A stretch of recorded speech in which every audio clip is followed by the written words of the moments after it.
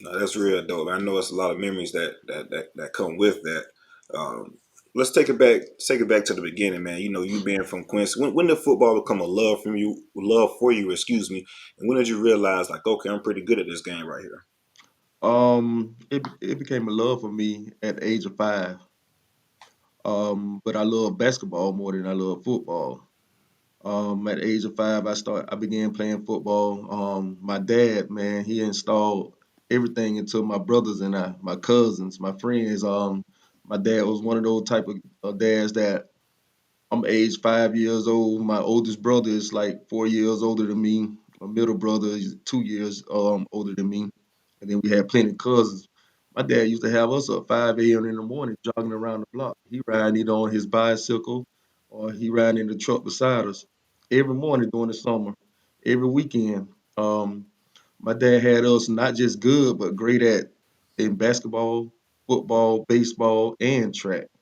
Um, and he stayed up on it. And I think me being the youngest, looking up to my older brothers and my older cousin, my brother, he played with Willie Simmons. Willie Hmm. Simmons was his quarterback in high school, and my brother was Willie Simmons' go-to receiver. So I'm in middle school. I got a chance to see those guys play from little league, middle school, and high school just play together. Even in my middle school days, my dad used to always pick me up from practice, and I go to Shanks High School. And when I say my brother entire year there, I watch every single one of those practice till when I watched the games, I knew exactly what they were gonna run, the audibles, pretty much everything Shanks had something to do with. And the way to saw those guys clicking, that's what really motivated me into football. How t- I didn't know football was gonna be the sport for me until I got in high school. I always thought I was a basketball guy.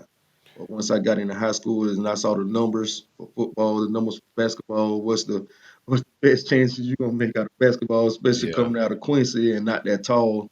Um, and when the offers started coming in, that just let me know right then and there where I was headed. What was it like being the youngest of all those boys? And I know you had a lot of male cousins. Like, what was that like, and how did that help you, like, competitive wise in sports and whatnot? I mean, it was tough. It was tough. They put it on me. Back then I used to have big T. They used to call me Rat T. I used to go crying. I used to go crying every time they do it.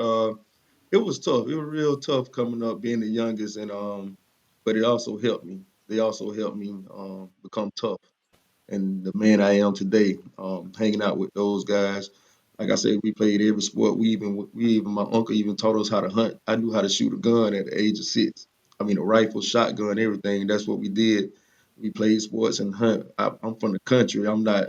I wasn't in the city limits. I was out there on the dirt road. So Already. we pretty much did it all. And I think that all that played a major role in the talent that I was blessed with. And let's talk about Shanks for a minute because you kind of hit something where you talked about, you know, seeing Willis Simmons play quarterback, real prolific as Shanks went on to sign the Clemson. Then, Hmm. you know, the head coach at FAMU, you got Dexter Jackson, Hmm. former FSU safety, Super Bowl MVP.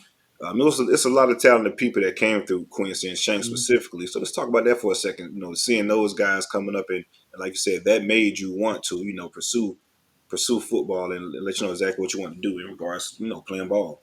Oh yes, sir. That motivated me a lot. I mean, growing up seeing Dexter Jackson, a lot of the world got a chance to see him on defense. They don't know about the Dexter Jackson on offense. The quarterback for Saints that had 1,000 yards rushing, 1,000 yard passing. That's the Dexter Jackson I know. I Mm. mean, growing up seeing Dexter Jackson, another guy, Dewar Howard, that played at FSU, Leroy Smith. Leroy and I, we knew each other ever since those country dirt road days. He grew up out there also, so Leroy was always around. I mean, always around.